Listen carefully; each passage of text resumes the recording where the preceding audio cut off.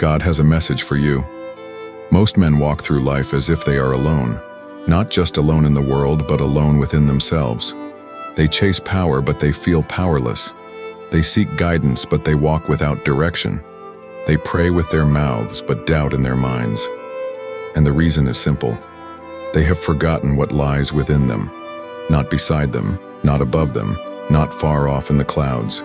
Within, there is a presence that lives in you, a flame so ancient, so intelligent, so perfectly designed to express through you, that if you truly understood what it meant to carry it, you would never question your next step again. You are not meant to live as if you are empty. You are not designed to struggle forward as if the answers are always somewhere else. You are not required to beg for strength you already possess. But you must remember, because the world will try to make you forget. It will teach you to wait for signs, to pray for rescue, to earn the right to be guided. But infinite intelligence, the mind of God, was placed within you the moment you were born. Not as an idea, as a law, as a force, as a voice that doesn't scream, but knows. The tragedy is not that most people are weak. The tragedy is that they do not know who is living in them. So they shrink, they settle, they follow, they mimic, they drift. And all the while they carry the power that built mountains, parted seas, shaped civilizations, and still waits to be claimed. You do not need to summon this power. You need only to align with it. And the first alignment is this. You must learn to act as if God is within you, because He is. Not when you're perfect, not when you feel holy, not when the world agrees with you, but right now, even in your doubt, even in your weakness, even in your silence. Because that presence does not appear when you are ready, it appears when you remember. And remembering isn't emotional, it's not a feeling, it's a decision. And once you make that decision, you do not walk the same again. You do not speak the same again. You do not live the same again. Because now you walk as a man who knows, I carry the divine, and I act accordingly. To act as if God is within you is not to pretend. It is not an exercise in ego or confidence or religious posture. It is a recalibration of everything. Your thinking, your discipline, your posture, your language, your pace, your presence. It is a choice to stop behaving like a man who is lost and begin walking like a man who is already found. Because when you carry the divine within, you are not asking, will I be guided? You are already guided. You are not hoping to be protected. You are protection in motion. You are not waiting for wisdom. You are moving with it embodied. This means you do not speak with fear behind your words. You do not move with apology in your footsteps. You do not seek permission to exist, to build, to believe. You do not shrink to make others comfortable. You do not ask the world for validation that was already written into your soul by infinite intelligence. To act as if God is within you means you no longer betray yourself. You no longer negotiate with doubt when clarity has already arrived. You no longer delay action when the instruction has already been given. You no longer say, I'm not ready, because you know readiness is not a condition, it's a decision. Acting as if God is within you means you no longer apologize for your calling. You do not need others to understand your urgency. You do not need external support to walk in divine rhythm. You do not ask the mirror, am I enough? Because you carry the answer inside the question. It means you sit differently, you walk differently, you pray less like a beggar and more like a partner. You no longer say, please show me. You say, thank you for what I already know. When God is within you, you do not need to prove anything, but you must protect everything. Your energy, your time, your peace, your thinking.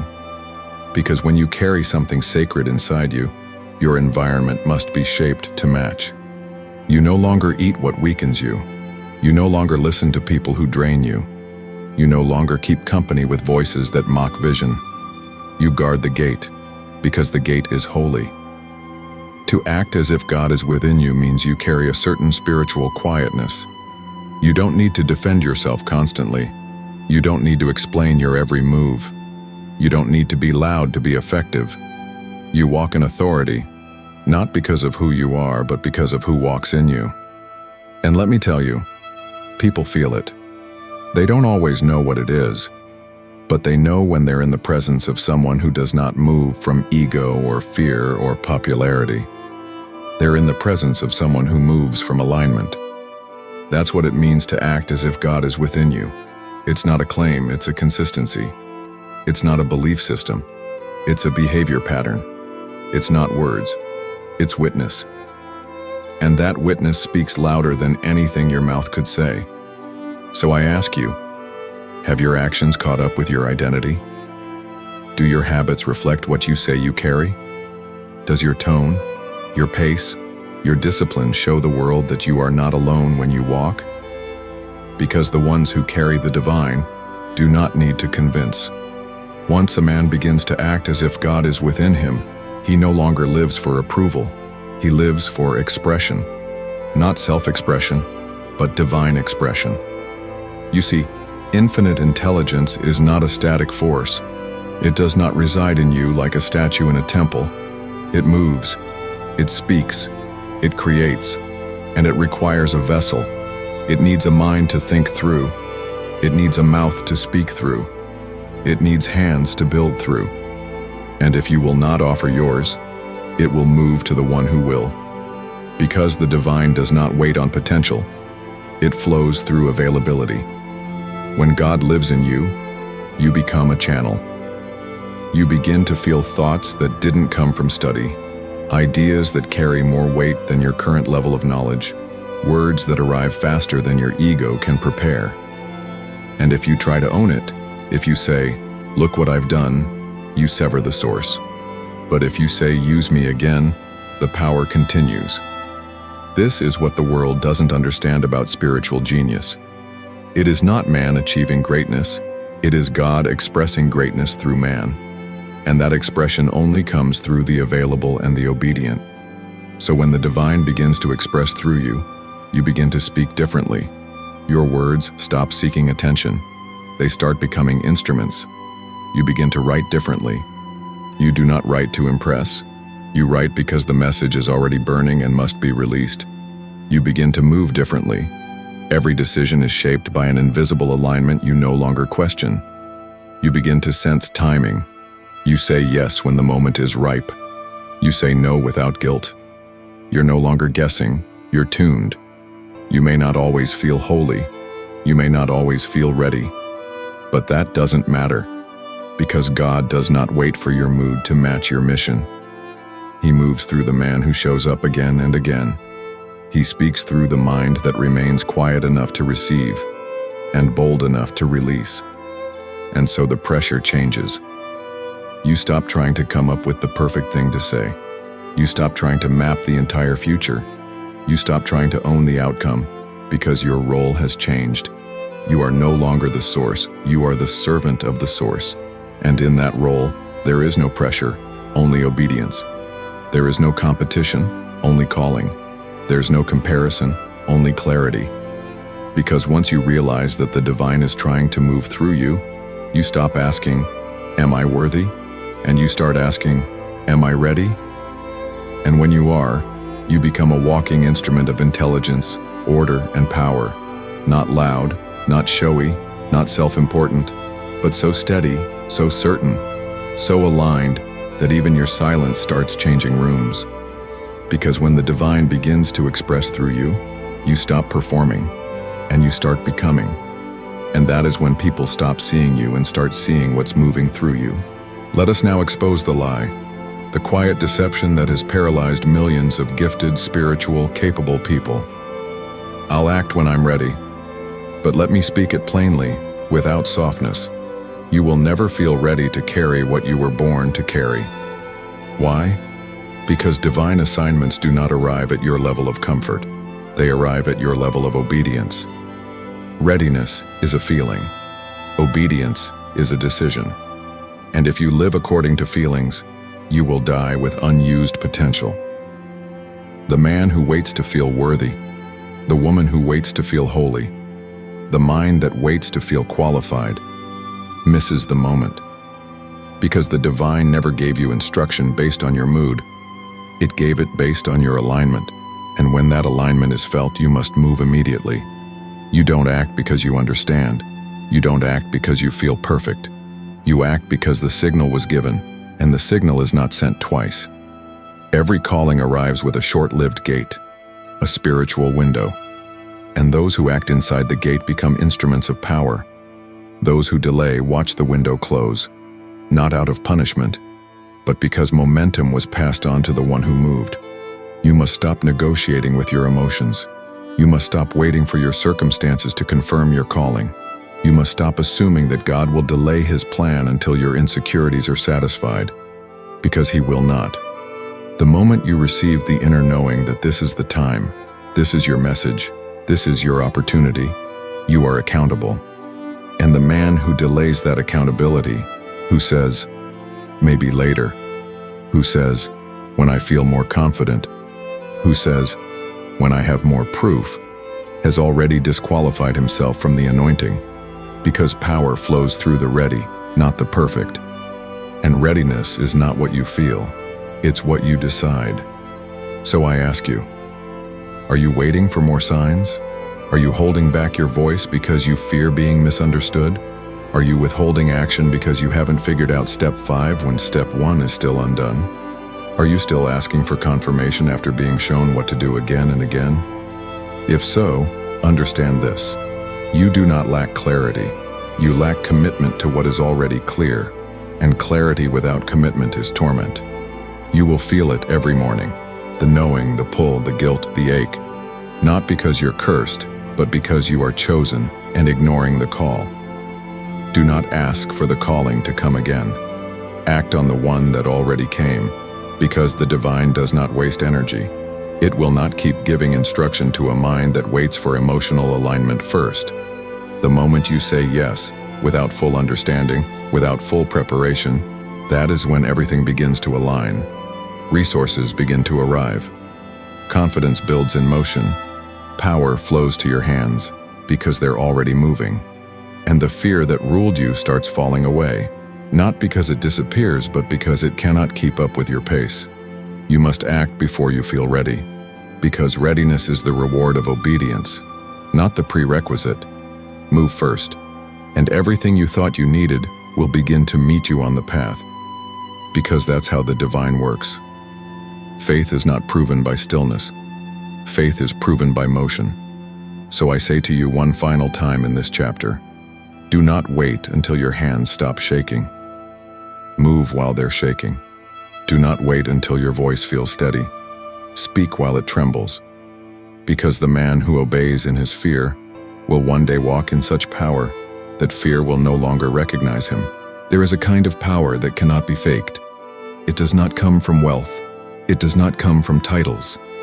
It does not come from how many listen when you speak. It comes from who you are before you open your mouth, from the weight you carry in silence. And that weight, true weight, only comes when a man has remembered that God is within him. Most people raise their voices to be heard. The man who walks with inner authority speaks softly, and still, everything leans in. He does not need to sell himself. He does not need to be validated. He does not need to prove that he belongs, because he already knows. This kind of man does not speak to impress. He speaks when necessary. He listens more than he talks. He does not enter every debate. He does not explain truth to those committed to misunderstanding it. He does not wrestle with noise, because noise is no match for presence. And presence, true presence, is not the result of charisma. It is the consequence of alignment. The more aligned you are with what lives inside you, the less desperate you become to be seen on the outside. You carry spiritual gravity. People feel it when you walk into a room. They cannot define it, but they respect it. They sense that your confidence doesn't come from preparation, but from possession. You are possessed, not by fear, but by purpose. Not by performance, but by presence. Not by needing to be known, but by being already known by the one who lives within you. This is why the man who walks with God inside no longer acts like he's searching. He walks like he is found. Not everything, but the one thing that shapes all others. His confidence is not loud. It is calm. It is anchored. It cannot be bought. It cannot be faked. And it cannot be explained to those who haven't tasted it. This is the paradox. The closer you come to the divine within, the less you need to declare it. Your stillness becomes your sermon. Your decisions become your doctrine. Your walk becomes your witness. Because when you no longer need to convince the world of your power, the world starts responding to you in ways it never did before. Opportunities flow faster, opposition feels weaker, criticism shrinks in importance, and peace becomes your constant environment. Not because life is easy, but because you're steady. Confidence is not noise, authority is not volume, and spiritual alignment does not scream. It moves differently. It pauses. It breathes. It speaks when it's time, and not a second earlier. It answers when it's called, but never chases applause. It builds slowly, but what it builds lasts forever. So if you are still trying to be loud enough to be respected, still trying to outwork your insecurity, still trying to prove you carry something valuable, stop. Be still. Be consistent. Be faithful to what you already carry. Because the loudest man in the room is not the most powerful. The most powerful man in the room is the one whose silence makes others uncomfortable, because it reminds them of what they've forgotten within themselves. Let them feel it. Let them notice your calm. Let them misunderstand you, mislabel you, misjudge your restraint. You are not here to impress, you're here to embody. And once you do, your silence becomes louder than their performance ever could. Let's stop for a moment. You say you want to walk in power. You say you want to live with conviction. You say you're waiting for the right time to begin acting like God is within you. But tell me, what happens when you forget? Not in theory, I mean in your real life. What happens when you wake up and don't remember who you are? You shrink. You second guess. You rehearse conversations that haven't happened yet. You let one comment from a small person shape your entire sense of worth. You scroll your mind instead of commanding it. You look in the mirror not for vision but for permission. You start asking weak questions like, am I ready? What if I'm wrong? What if they think I'm too much? Who do I think I am? And that's the moment you've already lost. Not because the world is against you, but because you've stepped out of alignment with what lives inside you. The shrinking happens fast. It starts in your posture, then it moves to your voice, then it touches your decisions, and soon you are no longer living. You are surviving, managing, maintaining, drifting, and you'll justify it. You'll say things like, I'm just being humble. I don't want to be arrogant. Maybe I should wait until I'm more experienced. I'm just tired right now. But deep down you know the truth. You're not tired. You're disconnected. You forgot. You forgot that you carry something infinite. You forgot that silence doesn't mean absence. You forgot that confidence isn't noise. It's remembering who sent you. And in that forgetting, you trade your fire for fog. Let me show you what that looks like in real life. You had the idea, but you didn't act. You felt the nudge to call, but you let the fear of awkwardness win. You had the urge to build, but you waited for more resources. You had the strength, but you shrunk yourself to fit their expectations. You heard the inner yes, but you asked for 3 more confirmations just to be safe. And now you're restless. You're replaying everything. You're exhausted, not from action, but from delaying action. Because nothing drains a soul faster than knowing what to do and doing nothing. This is what forgetting looks like. It's not dramatic. It's quiet, subtle, daily, deadly. And that's what the enemy of your life wants. Not to destroy you with one blow, but to erode you slowly by making you forget what's already inside you. So how do you stop shrinking? You remember. You remember by how you sit, by how you speak to yourself when no one's listening, by how you respond when fear shows up knocking at your door, by how quickly you act when that divine urge stirs something in your chest. You remember in your behavior. Because belief is nothing without embodiment. You cannot claim to walk with God and still crawl through life like you are powerless. So if you've been shrinking, if you've been hiding, hesitating, apologizing for your own fire, this is your wake-up call. Stand up, speak slower, breathe deeper, start the project, say no with your chest, and walk into the next room like you're not the only one walking in, because you're not. And the moment you remember who lives within you, the shrinking stops, and the world has to make room for a version of you it hasn't seen in a very long time. There's a way a man walks when he is empty, and there is a way he walks when he knows he's not alone. When a man walks with nothing inside him, he flinches, he hesitates, he over-explains. He watches others before deciding what to be. He responds to pressure instead of applying it. And worst of all, he follows a path made for someone else. But the man who walks as if God is within him, he doesn't just walk differently, he moves the air around him. He doesn't ask for permission to take up space. He doesn't announce his presence, he is his presence. When he enters a room, people notice. Not because he's loud, but because he's undeniable. He doesn't wear power like a costume. He wears it like skin, natural, necessary, effortless. You see, the man who walks as if he is not alone doesn't move with arrogance. He moves with authority. And there's a difference. Arrogance says, "Look at me." Authority says, "I see clearly. I move accordingly." Arrogance inflates itself. Authority is grounded, certain, silent, dangerous in its stillness. When you walk as if God is within you, you slow your pace.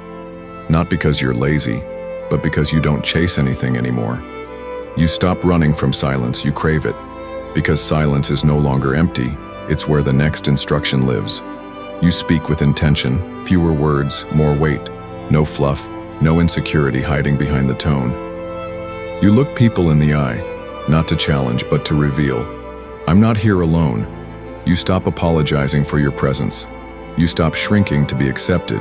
You stop asking, "Is this okay?" You start living like you've already been sent. This is what happens when the God within becomes not just an idea, but an atmosphere. You create inner gravity. You attract what is aligned. You repel what isn't. You carry peace that no storm can touch, because you don't draw from the outside world anymore. You walk as if the voice that made galaxies also walks with you. And once that becomes real, you don't look for signs. You become the sign.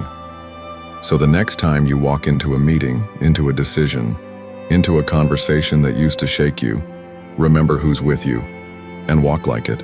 No more looking around to see what others are doing. No more searching for the right vibe to match. No more giving your power away to the loudest voice in the room. You walk with the quiet power of a man who knows, I am not alone. I never have been. And everything I need to say, build, become, is already in motion within me. Walk like your footsteps carry weight. Walk like your silence is deliberate. Walk like you're not moving through life hoping things will work out. Walk like you are walking with the one who wrote the outcome. Because you are.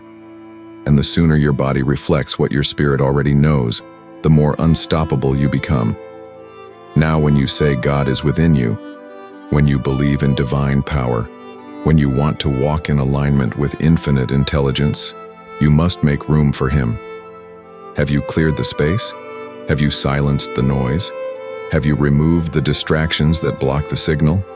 Because if your mind is full of fear, if your calendar is full of things that drain you, if your environment is full of voices that mock your calling, don't tell me you're aligned. Don't tell me God is within you. If He is, then where is the space for Him to speak? You cannot host the divine in a crowded house. You cannot carry infinite intelligence in a schedule ruled by distraction. You cannot hear what's sacred if all you listen to is noise. This is why most people never feel the power they claim to believe in, because their lives are too full of everything except what matters. They say they want clarity, but they never sit in silence. They say they want answers, but they never stop consuming input long enough to receive one. They say they want to hear God, but they've handed their attention to the world. Let me be clear. Your life is too loud for a whisper to survive. And God doesn't yell. He waits. He waits for the space to be cleared. He waits for your nervous mind to quiet. He waits for the chaos you've normalized to be released. He waits for your real yes, not spoken, but demonstrated. So what does that look like? It looks like waking up and listening instead of reacting. Taking 10 minutes not for more motivation, but for sacred stillness. Saying no to conversations that pollute your peace. Cutting ties with environments that cheapen your energy. Fasting, not just from food, but from everything that clouds your vision. Guarding your ears like gates. Watching what you consume, not because you're fragile, but because you're carrying something holy. You don't need to add more to your life, you need to subtract what's blocking your power, because the God within you doesn't shout over your distractions. He waits for room, and when you clear it, He fills it. And suddenly, you think more clearly. You know what to say without rehearsing it. You feel strength without forcing it. You speak with weight even in soft words. You move with peace even when there's pressure. But only when space has been made. And that space isn't just physical, it's emotional, spiritual, energetic. Ask yourself, what am I holding on to that crowds my spirit? What relationships have expired but I still carry? What guilt, shame, regret, and past versions of myself am I dragging like dead weight? What patterns am I stuck in? Not because they serve me, but because I'm afraid of the stillness that will follow if I let them go. That's the hard truth. Some of you keep your lives loud because silence would force you to hear what you've been avoiding. But in that silence is where God lives. In that stillness is where alignment begins. In that open space is where your next instruction is waiting. So if you truly believe He is within you, start proving it with what you remove. Because the clearer the room, the louder the whisper. And the louder the whisper, the more unshakable your steps become. Make room. He's already there. Now let Him move.